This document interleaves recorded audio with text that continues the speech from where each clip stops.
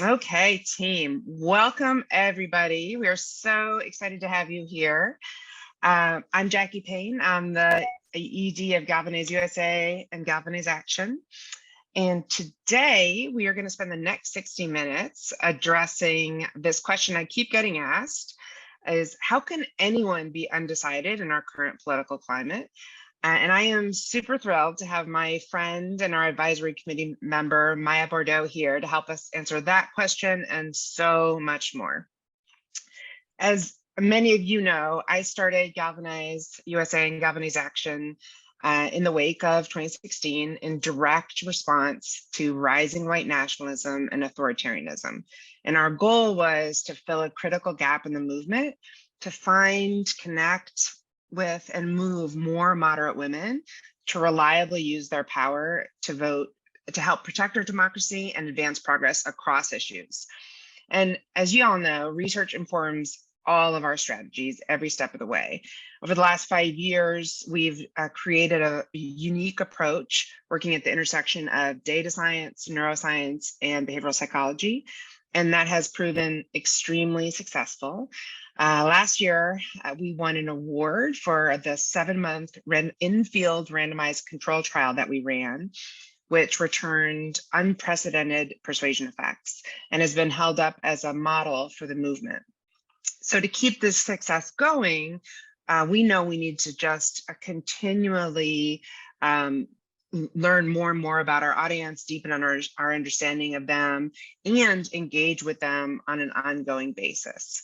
So right now, we're in the midst of a deep dive with our brilliant neuroscience and neuropsych partners on this qualitative research to deepen our understanding of moderate women's identity, their perceptions of the world, and their defining psychographic traits that we've found impact their civic participation.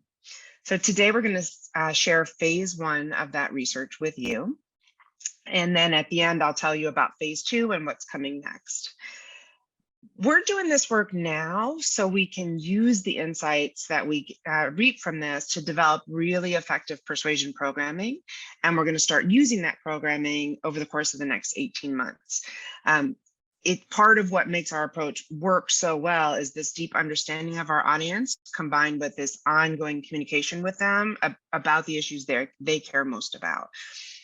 So today we wanted to pause after the end of phase 1 and share that with all of you, both so you know what's going on and what you're helping to support, but also because it's just truly fascinating. And we wanted to bring you in to share some of this. So I am delighted to introduce Maya Bourdeau. She's the co-CEO of FrameShift. She has a degree in psychology from Harvard and an MBA from Harvard Business School and has spent the last 20 plus years using cutting edge neuroscientific persuasion techniques to increase market share and do communication strategies for a whole range of Fortune 500 companies. Think like Procter & Gamble, Crayola, Kellogg. She is a global expert on persuasion in the consumer sector. Like me and many of us, 2016 helped Maya find a little bit of a new purpose. And she started to turn some of her attention and skills as one of the world's best. I think once you got an award, if I remember correctly, for one of the 10 best global marketers, to use that skill and turn it to save our democracy. So I was so excited to meet Maya and bring her onto the advisory committee. She's been helping to guide our work for many years. And this latest project is just a great deep dive with Maya and her team and our research team into understanding the subconscious of our audience even better. Maya is not only brilliant, she's also one of the most positive and fun people I know. It is a joy to get to work with her. And so I am delighted that I get to introduce you to her if you don't already know her, and give her the mic to share what we learned in this first phase of our research.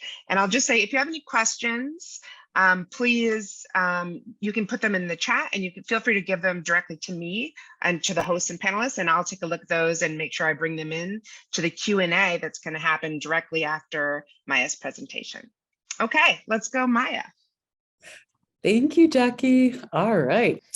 What women want subconsciously. We're going to go into a deep dive behind the excellent quant segmentation that Galvanize has been doing to identify potential targets to persuade and engage. And you can see there's 5 segments here, but the ones that they've identified in the middle are the ones we're focusing on, not the left or the right. We are going to look at trusting liberals who tend to be older and have more of a trust in government and democracy in general. We're going to look at uncertain individualists who are, the people Jackie was referring to, where it's like, how could somebody be undecided? Well, we'll understand a lot better why. Traditionalist conservatives. So we'll look at more moderate conservative women who, while traditional, are more willing to be open to points of view beyond the culture wars. And you can see their excellent trait battery here, where they were identifying how these different psychographics are different on things like internalized sexism, which is where women are more prone to believe and perhaps women are inferior or internalize those types of beliefs, versus, say, benevolent sexism, where traditionalist conservative women index high on that, but low on internalized. They may not think they're inferior, but they do believe to their core that men should take care of them, and that's the role of men, to protect them. And it's a very different type of sexism, whereas undecided individualists are higher on this internalized sexism bar. Why? And we're going to dig into a lot of these questions that were raised by this really excellent psychographic study. So the first point to make is that in order to go behind a lot of excellent quant work is you need to go deep.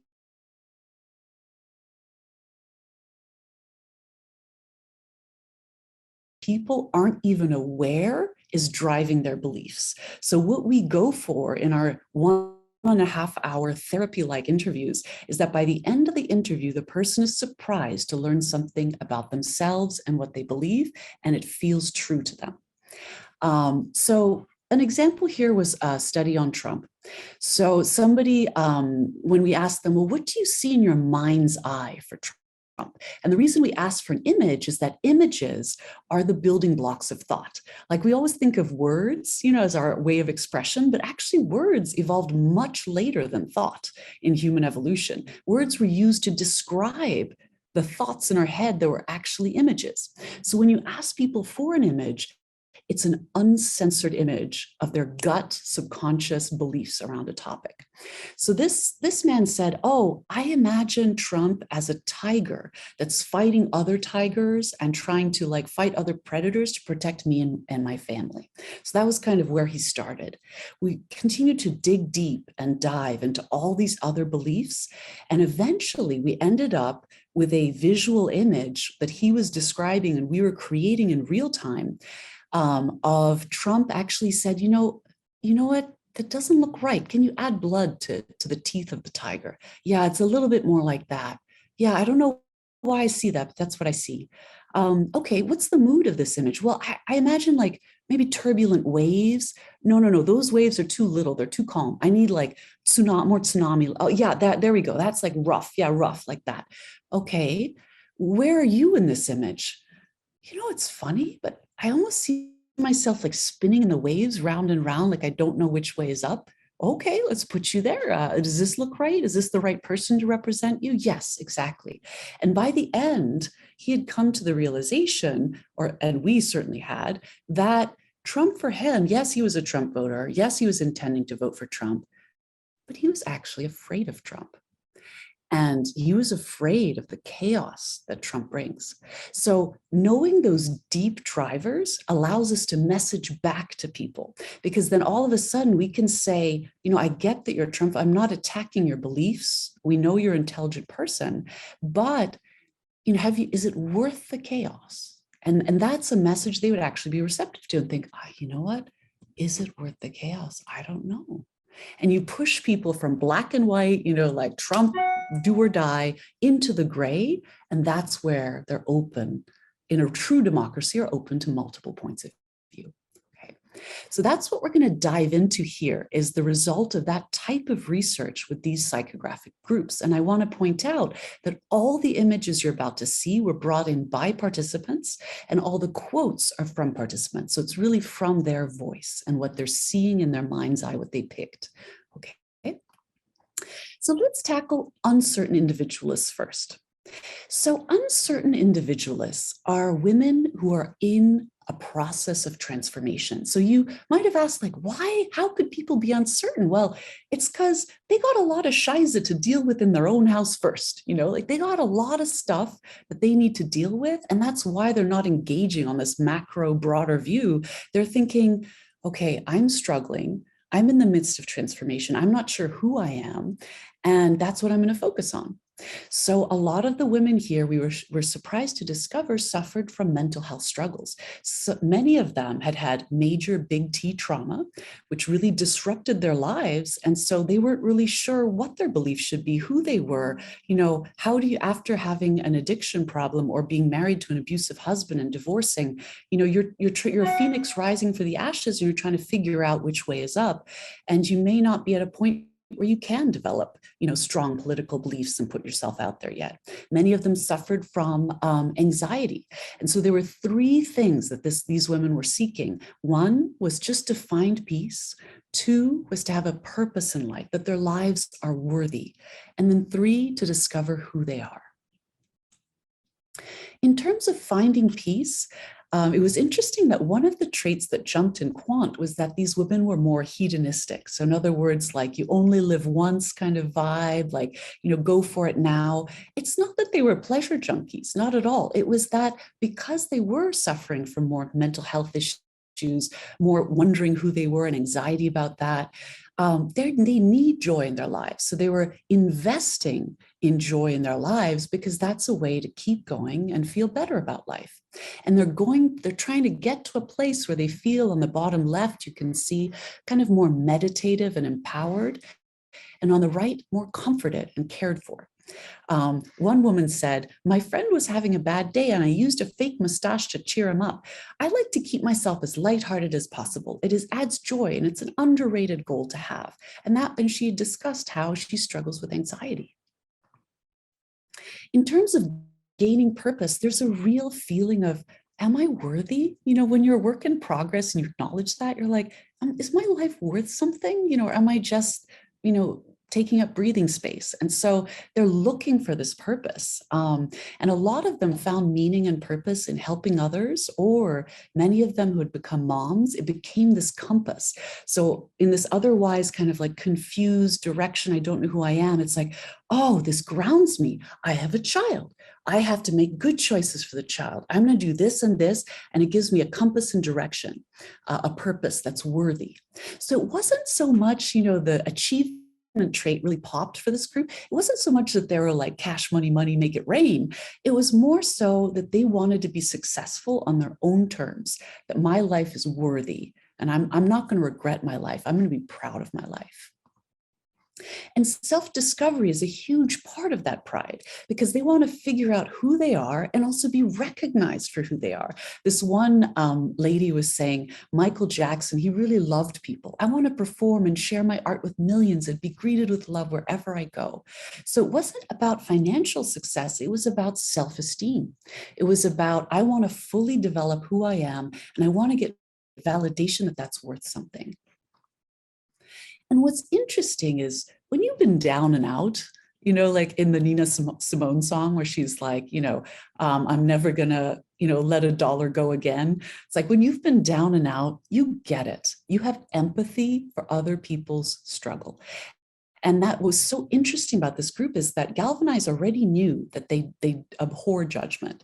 But now we're starting to understand why. Because when you're the person who has mental health issues or an abusive, or you've divorced someone because of a situation that was untenable, you've been judged. You know what it's like to be judged by those normies who think whatever you went through is your own fault. And so they have no tolerance for for others going after other groups, judging. It's an amazing way to get to them because they can mobilize based on outrage about judgment. Here's one little meme or cartoon someone brought in, where the lady on the left is in a bikini and she's like, oh, everything covered but her eyes. What a cruel male-dominated culture. And a woman in hijab on the right, nothing covered but her eyes. What a cruel male-dominated culture. And so there are people who can take a step back and see a bunch of people judging each other, and they don't want to pick a side. They think it's about empathy, and everybody's point of view matters and is important. And for that reason, it's really interesting, but they actually end up by default more on the progressive mindset because they don't want to judge out groups. They don't want to racially resent, out groups. They want to hold that back in themselves because they know the dangers of that. So we had a lot of women, most of the women were expressing more progressive views, even though they would tell you they're not a liberal. They would express more, emotional resonance with a progressive point of view.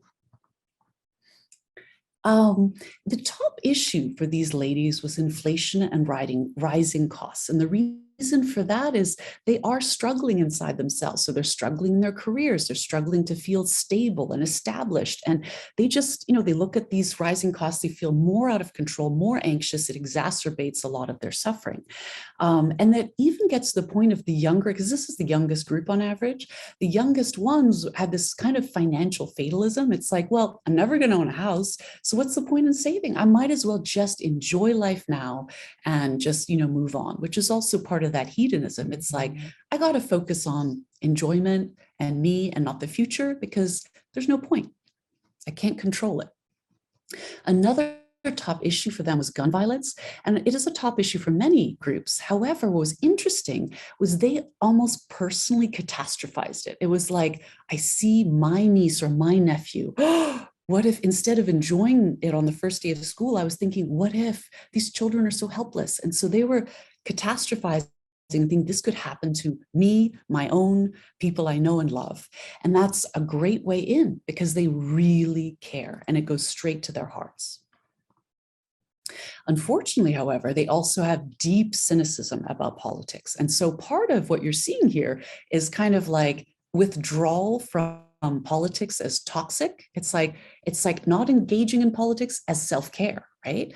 And so we need to think about how can we get them engaged in a healthy way that's good for democracy, that's good for the conversation. And this explains, if they have having trouble seeing agency in their personal lives, well, of course they'd have lack of agency in a political world, which they see as everyone just fighting with each other.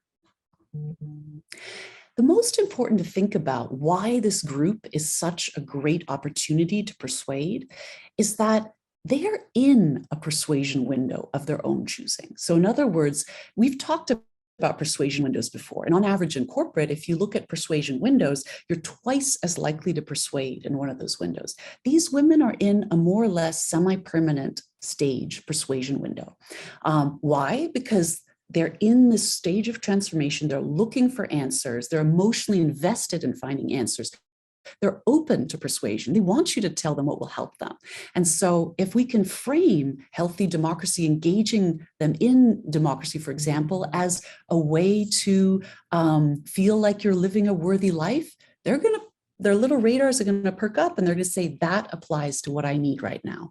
I want to feel worthy. I want to feel like I'm helping others. I want to feel like my life matters. It's just one example. And so while they are a work in progress and while they are cynical, they are open to these new ways to meet their emotional needs, which could include civic engagement. And there's a huge opportunity to break through their cynicism and reach them. All right, so let's look at the second group, which is traditionalist conservatives. Now, traditionalist conservatives have a very clear mental frame. It's I'm in my village, and you're either in the village or you're out of the village. And out of the village is the jungle. It's dangerous. People can attack you for your beliefs. Everybody's self-interested. They're not out for each other versus my village is safe. We're together, we're connected, we're grounded. And I am dutifully happy playing my caregiving role in that village because these ladies, if there's anything, they're consistent. There is a clear caregiver lens on everything. So being a caregiver is central in their minds to who they are and who they've always been. And remaining within the confines of that role and being dutifully happy. I'm the dutiful peacemaker. I'm the dutiful caregiver who takes care, make sure everyone's okay. I don't necessarily express my opinions forcefully or go out there, but I'm going to try to take care of everyone. And that gives me purpose. But secretly, as we remember this conscious deep dive, we were realizing that these women started bringing images of Wonder Woman, flamenco dancing. That was not at all the life they were describing, but they were secretly craving to unleash kind of this inner warrior. But it was so taboo and so repressed that it took such a long time to come out. It usually didn't come out to the very end of the interview, because for them, the idea of stepping out of the village and doing something that isn't the preordained role in the village is very scary. Because once you step out of the village, you could be pushed out, you risk your relationships, you no longer have that safety, that connectedness, that groundedness. And you can see the difference in these images women brought in. On the left, it's like this loving, multi-generational family having a picnic, versus if I step out outside of the village, I will be like this woman with a giant hole in the middle of myself. And I can't live like that. So I'm not going to step out of the village. And I would argue that the women who could not repress their inner warrior were the ones who ended up leaving the village and ended up being some of our trusting liberals that we'll talk about later. So they see everything through the role of a caregiver. Now, the culture war issues do matter, and they talk about them, and they are judgerson about them. But by the same token, they're more focused, in the end, what really motivates them at a core level is what matters for their kids, their family, and the people they're taking care of. Their top issue was violence. So once again, like we saw gun violence earlier, violence in this feeling of why is this happening? We've noticed this recent outcrop in red states where our more conservative white women are noticing it on their radar, and they're really flustered. They're like, how do I protect my kids from this? And of course, because they think in a caregiver lens, they assume that it's due to poor caregiving.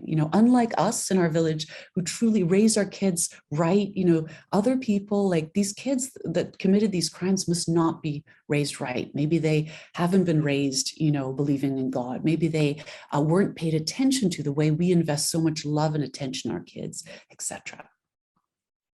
And the second one was inflation, which is rising costs is a huge threat to their role as a caregiver. Will I be able to provide for my kids the way I want? Will I be able to give them the future of what they want? And there was so much talk of the haves and the have-nots, and this fear that their village, their family was going to end up in the have-nots camp. So you have here, there's a feudal wall being built around the haves and the have-nots. The barriers to a good education, owning a home, and being hired as a white male are getting higher. If it continues, society will be worse than the Gilded Age. Now, just trigger warning, they are conservatives. We're going to have some language here that is extremely problematic, but by the same token, we have to understand where they are at, and that's where they're at. They're seeing this wall, the scarcity of resources, and I have to get on this side of the wall. My family has to get on this side of the wall. And so that's leading to, who are these other people trying to get on this side of the wall? Why are they taking up? Why do they get to be on the other side? I don't get to be on the other side. And that creates a lot of resentment. So they see themselves, if they're framing themselves as caregivers, they're extremely vulnerable to propaganda that frames the outgroup as takers. I mean, it's just like a brilliant propaganda campaign to turn people against the outgroup, because they're like, wait a minute, I'm a caregiver. I'm humble and silent. I don't ask for any recognition. I'm that woman in the background taking care of everything. And who are these people who are just takers and saying that they want these privileges and these rights? They're not humble and they're takers. So we need to break them out of that type of giver and taker thinking. One way is to think about, how do we frame the outgroup as caregivers, because they're also moms and they're also caregivers. We can build those bridges so it's not like this alien concept to them.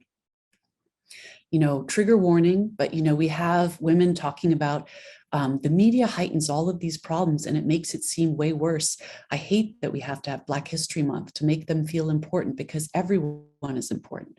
That is coming from a woman who naturally, in her natural context, was a very sweet lady who doesn't want to get into partisan fights or doesn't want to be in conflict with a outgroup. But when she sees the scarcity of resources and she feels like she's losing out, she's like, no, she's very vulnerable to stereotyping and racist stereotyping of other groups because she wants to believe she's deserving and she deserves that and other groups don't. So she can get on the right side of the wall. So what's interesting about these folks is when we did the mind cam on their ideal world, it wasn't like hardcore conservatives where the hardcore conservatives would create an ideal world where everybody is evaluated based on how hard they work, and then they would receive rewards and the system would be fair. And of course, our village would receive all rewards because we're so hardworking, blah, blah, blah. But these women weren't like that. Their ideal world was actually surprisingly progressive. So they would talk about, and this is, it's such a paradox, the human mind, that we can believe two things at once. We can believe five things that are contradictory at once, and it depends what frame is activated, how we're going to behave. So these ladies also have a progressive frame, and that was one of live and let live. Everybody's taken care of. I just want the world for nobody to be in need. I want everyone to be taken care of and everyone to look out for each other. And I don't want to be in these fights with the outgroup. But if I think that my village is threatened, yes, I am going to protect and I am going to be resentful and I am going to, make those divisions. And so are there ways?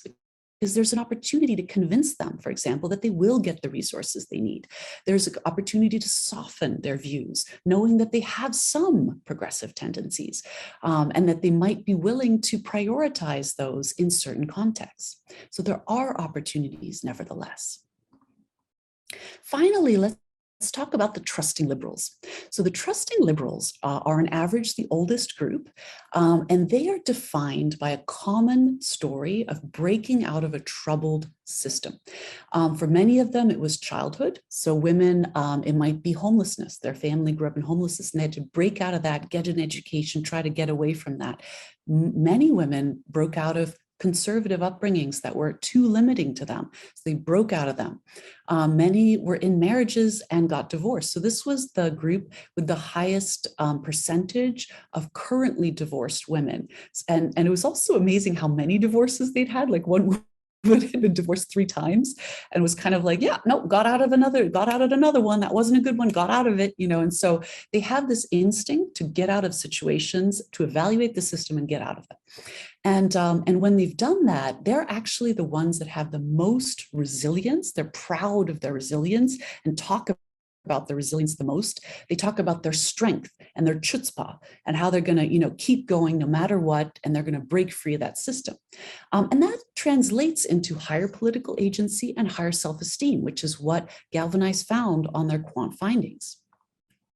But unfortunately, the story does not necessarily have a perfect happy ending. They broke free of a system, but they ended up in a system that was still relatively limiting. So in other words, it might have been a better box, but it was still a box. And some of that is due to the age of these women. So they grew up in a previous generation where it's really hard to break out of a box, if you're a woman.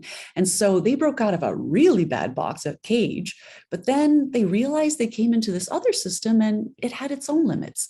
And often that was having to play a caregiver role, even though it wasn't natural to them and it wasn't their dream. You can see on the left here, we did this onion exercise with all the ladies, asking them, what is core to your identity? What are the traits that are core to who you are? And put those in the middle. And then we had these concentric circles and we said, put different traits further and further out based on how not you they are, how much they're external things that you learn to be.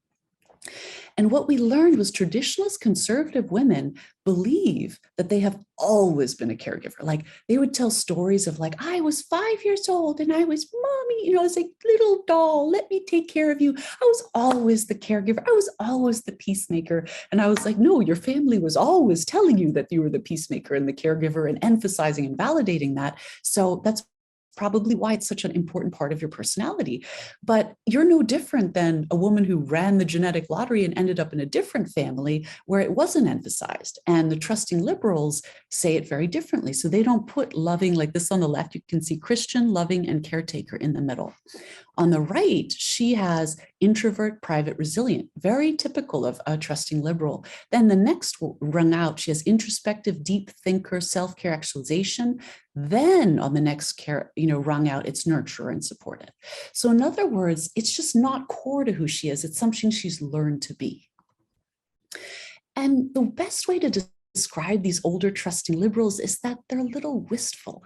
They think after a life of caregiving, I thought things would be different. Like I thought if I made all these sacrifices for my husband and his career, that I would be more connected to him. Or after doing all this caregiving for kids, even though, I wasn't a natural mom, it wasn't my, number one priority to be a mom, but I really put everything into it. I had to give up a lot, but they don't really call me. They don't really talk to me.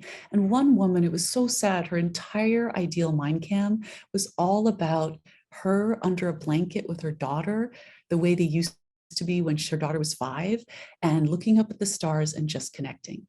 So they're wistful. They kind of regret it a little bit maybe, or look forward to what they could have.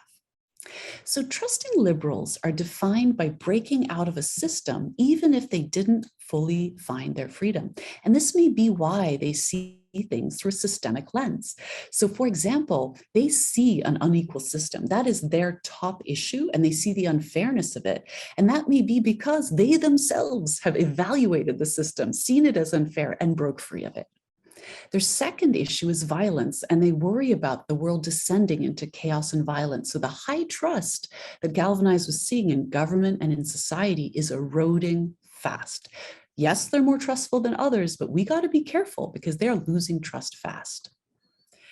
And it's interesting how they're almost wistful about not being current, with the current liberal movement, where they felt like pretty, maybe even a little radical, back in the day, but they look at the current movement and they say, wow, I feel out of touch. Like, they're open to LGBTQ rights, and, they want, but they're worried. They say, I don't know, like LGBTQ rights are super important, but that is even more managed now. I walked into the class and I used to say, hey, ladies, but now I don't know if that's even right. And this is a well-meaning liberal devoted to our cause who's so worried that she's going to be judged. And she's kind of like this older generation is going to be dismissed and judged when she really means well.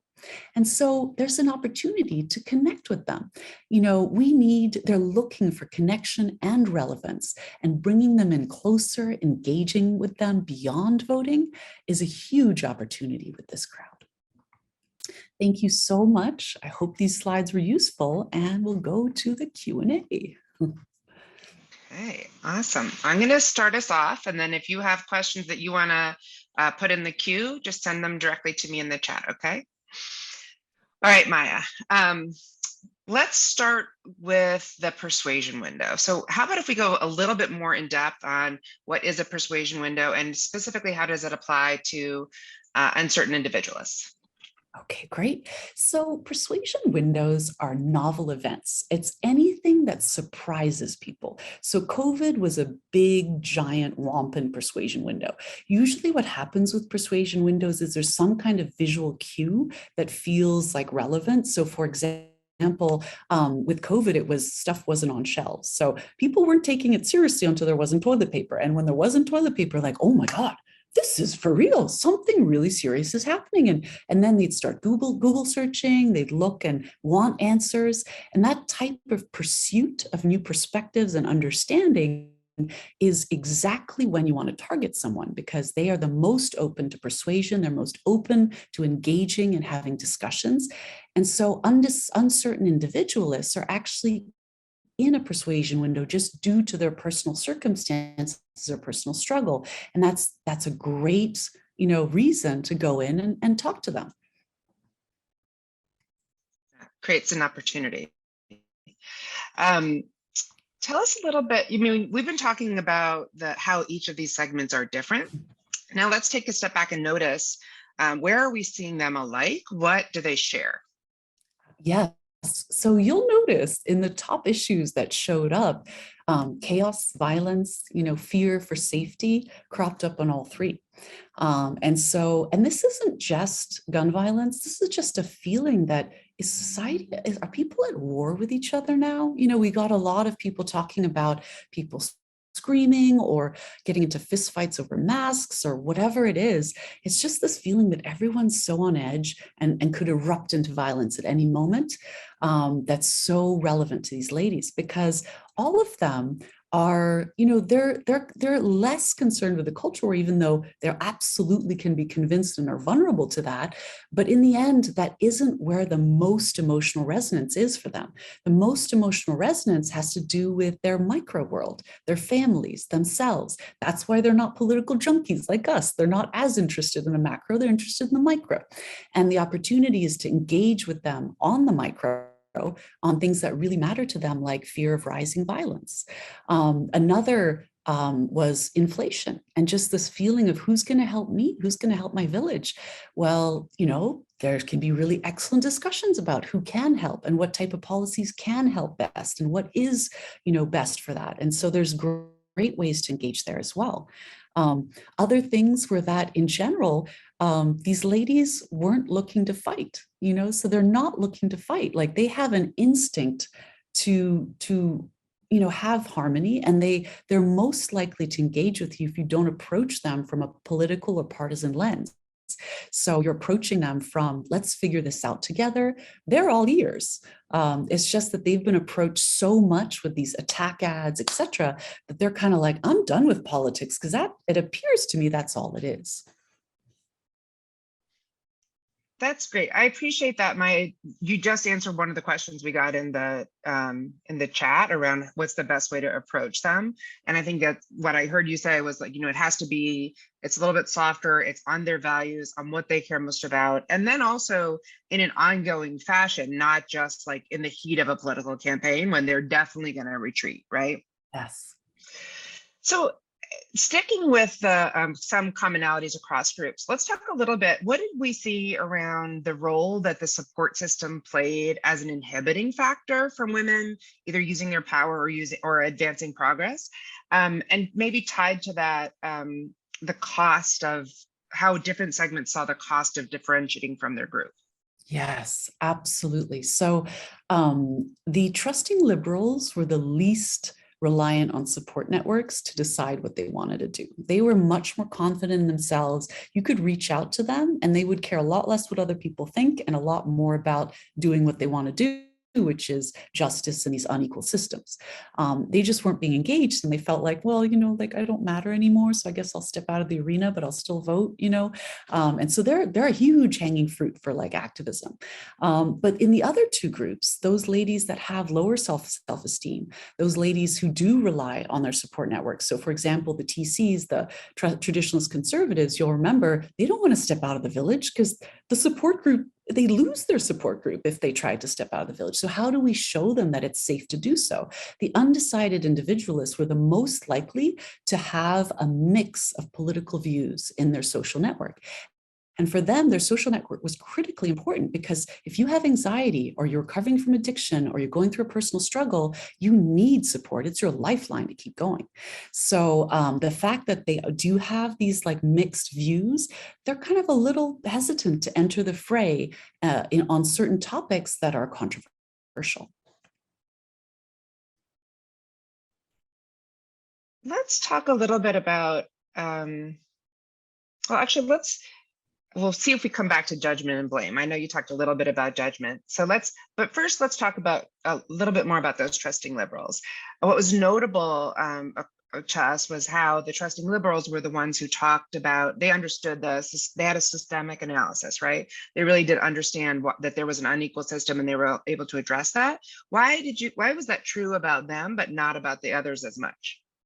So the others are micro-focused, traditionalist conservatives, because it's all about their village and their role is not to be macro-focused. A caregiver's role is direct, personal, and micro, my family, my community, my church.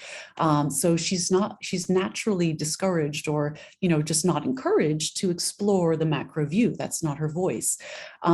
With the uncertain individual, it was that they're going through a lot of personal struggles. So they have to fix their personal stuff first before they can focus on the macro view. It's when you're able to link it and say, actually, it's relevant to your personal stuff, which is the aha moment for them, and makes them a huge opportunity.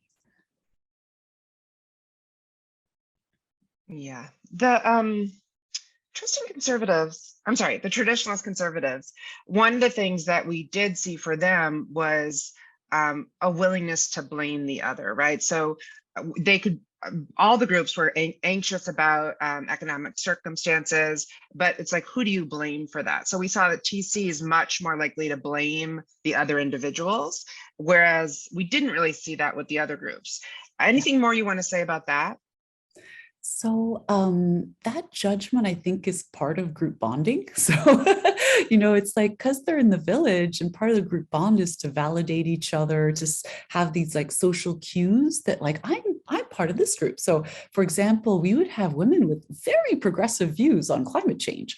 But they'd always preface it with something like, and this was a literal quote, I'm not a tree hugger. I'm no tree hugger, and they make sure, hey, I'm going to proclaim this progressive view, but I'm proclaiming my affiliation to my group first. And then they would, talk about climate change and how it needs to be addressed and et cetera, et cetera. So it's, they're able to express their views as long as they kind of make it clear where their loyalties lie. And there's some issues where it's easier for them to do that than others. On abortion, for example, there were some ladies talking about it in a surprisingly judgment-free way, because for them it was about, how could a caregiver go out and go against her nature to hurt a child. And so for them, it was like, oh my God, like they must be so damaged. And many of them went to a less judgmental place and were like, oh, but I feel terrible. I worry that they might be damaged. They might psychologically have to recover from it, etc. And, I know that's really disturbing to hear for those of us on the call who react to that, but there's an opportunity there, because they're not slamming down and saying they're demons, they're evil.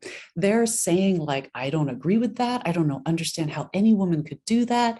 But, I have empathy. Like, how can I support that woman still? I'll say that for the traditionalist conservatives, and we got a question about this in the chat as well. They did bring up abortion, and they did, of the three groups, they were the one that ended up bringing it up in a way that was anti-choice.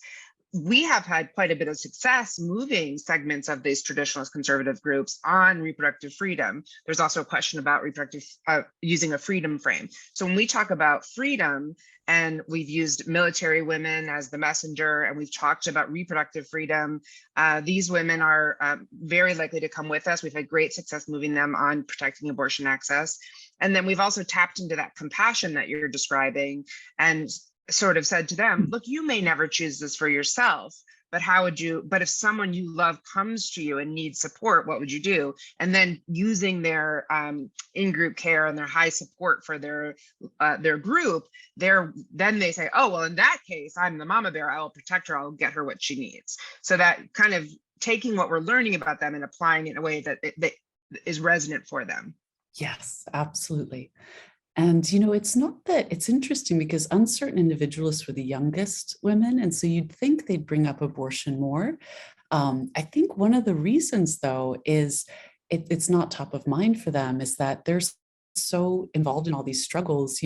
If they're not in a situation where they need one or are being blocked or that type of thing, it's hard for them to imagine, but they are so accessible on that. Like if you were to come to them and say, look, there are all these women who are being judged for having an abortion, and their access is being limited to them, that's where you spark the outrage and the activist in them, where they're like, no, that's not okay to judge. I've been down and I've had to make tough choices, and those women, you can't judge them. Like they should have those types of choices. And so it's I see a lot of potential, particularly with the uncertain individualists, to engage them on that topic. So we have a question here around, given, first of all, people are kind of acknowledging traditionalist conservatives seem like the hardest of the three to get. That's true. And they're also the smallest of the three segments that we try to move. But we have had success in moving them. So one of the questions here is, what would you recommend some of the ways that we could try to talk to them? How do you think we'd be successful? Yeah, I think you want to connect with them through positive messages that fit with their kind of dutiful happiness frame, where it's not anger, it's not, it's positive, and it kind of fits with what they believe their role to be, through the caregiver lens. So, imagine a fellow caregiver is an immigrant. Imagine a fellow caregiver who's trying her best for her kids, just like you, and facing the same issues as you, and loving and focusing on the positive caregiving nature of that. All of a sudden, the out group is the in group. And I think that's very true for these ladies. It's not true for hardcore conservative traditional women. I've seen women where the flip, I call it the flip because it's like, oh, I go to Africa and, I take care of the African children. And then the same lady, super sweet. And I'll tell her like, well, what do you think of family separation? And she'll, well, I mean, that's the parents' fault, for bringing these kids, that's just what happens when you break the law. And this flip from total compassion to total rigidity, racial, racist attitudes, etc. Versus like this group is not like that. The flip is not that extreme. It's more like, this is what I've heard. And like, it doesn't make sense to me. It doesn't feel right. But if you were to explain to them, here's another caregiver. If your child was facing these types of things, you'd want to move to a different place, just like you moved from whatever neighborhood to whatever if you could, you'd put them in a safer neighborhood. And that's what these other caregivers are doing. So there's so many ways. Tone is super important with these ladies, and the frame we use. Okay, I'm looking at all the questions we're getting in here. So I'm going to ask you, which of these, stepping back and thinking about what the experience that we had together doing this, what do you see as the top opportunity or the potential you're most excited about? Uncertain individualists, for sure. So, this is as an outsider to politics, so please forgive me. I've only joined in the past few years.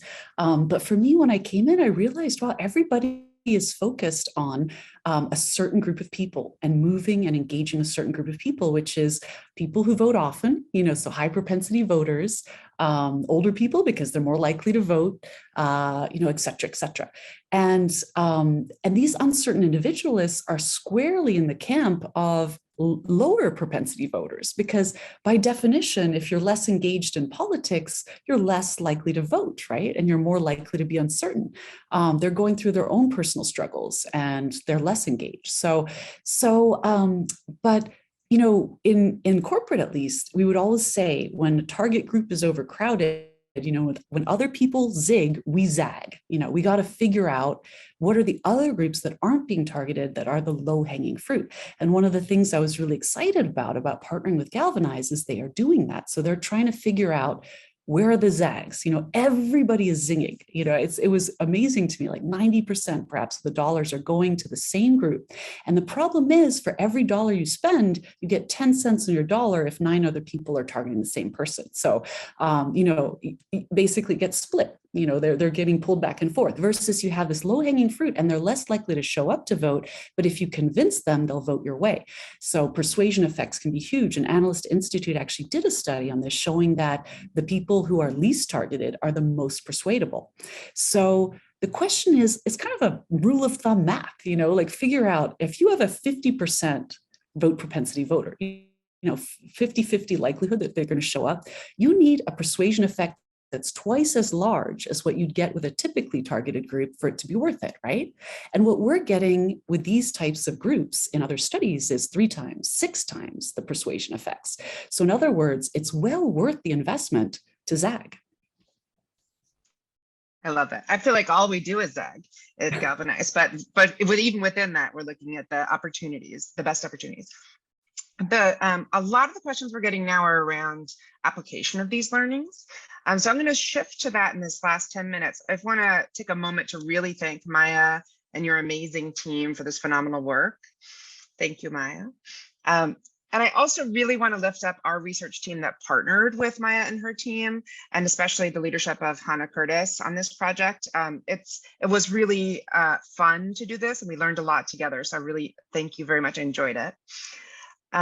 Now let me bring us to what's the application. So we're getting lots of questions about how do we actually do this and what are the next steps.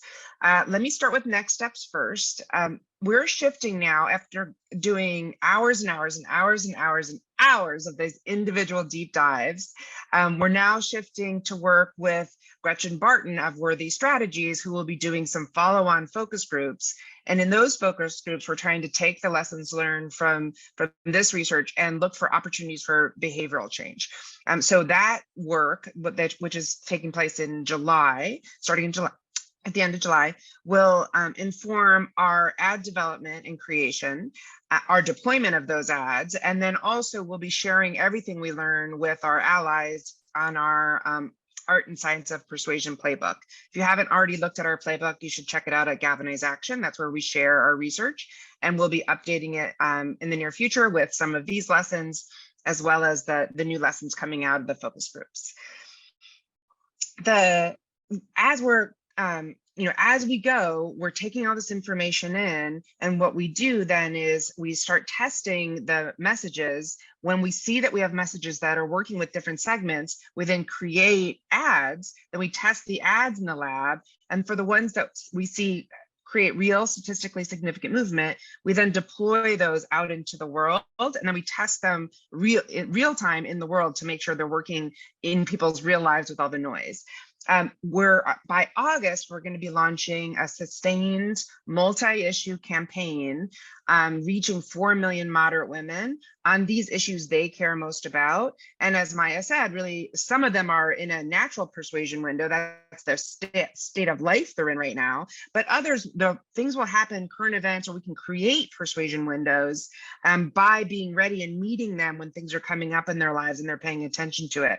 And we've learned from our research, it's super important for us to be, knowing how to connect with different segments, tailoring the ads to them, to their issues, their values, and then deploying those on an ongoing basis long before, everyone else is doing electioneering in next summer and next fall. This is the moment where we can get in, where it's quieter, where we can help to shape their perspective and their positions that are rooted in these visions of the world that they're telling us that are remarkably similar about what they hope for the world and for each other, and that take account of these challenges or things that we're going to have to sidestep if we want to get them to come with us on some of these issues. But really the goal is help develop messages that are proven to work, that connect to their values and their vision, and then just offer them a different solution, different position to hold that best aligns with their vision and their values. So those ads will be on things like economy, inflation, who's got your back, how do we think about childcare in America? So we'll be doing that piece, and you can imagine, based on all the caregiving and the role of motherhood and childcare and the opportunity there, care economy. We'll be doing quite a bit on reproductive freedom. As I said, we've already had a lot of success in 2022 in our randomized controlled trial, and earlier this year in a randomized controlled trial, moving people significantly to support reproductive freedom, including these conservatives.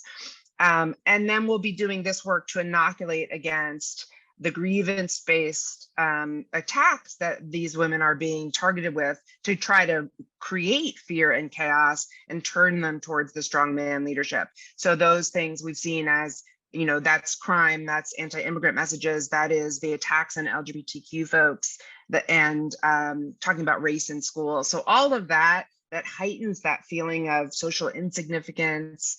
I'm worried about my husband and my son. You saw that reflected in the quotes. Those kinds of fears that are being stoked with these culture wars, we're doing the work now to develop the messages that inoculate against them. I'm going to ask you now, if you enjoyed this presentation, I want you to remember that if you're a supporter of ours, your investment in us is what allows us to go deep, do this really innovative, research into the subconscious that has proven effective in the ads that we've created based on it. So I want to ask you now to please consider renewing your support for Galvanize USA or Galvanize Action. We have so much work to do right now in developing this research and creating the ads and then starting to deploy them. I really urging you, don't wait till the end of the year. Definitely don't wait till next year. We need you now to make this difference.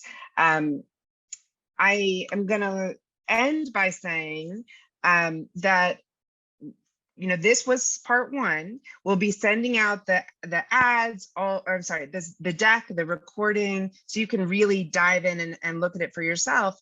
And then we'll be having another briefing on September 28th.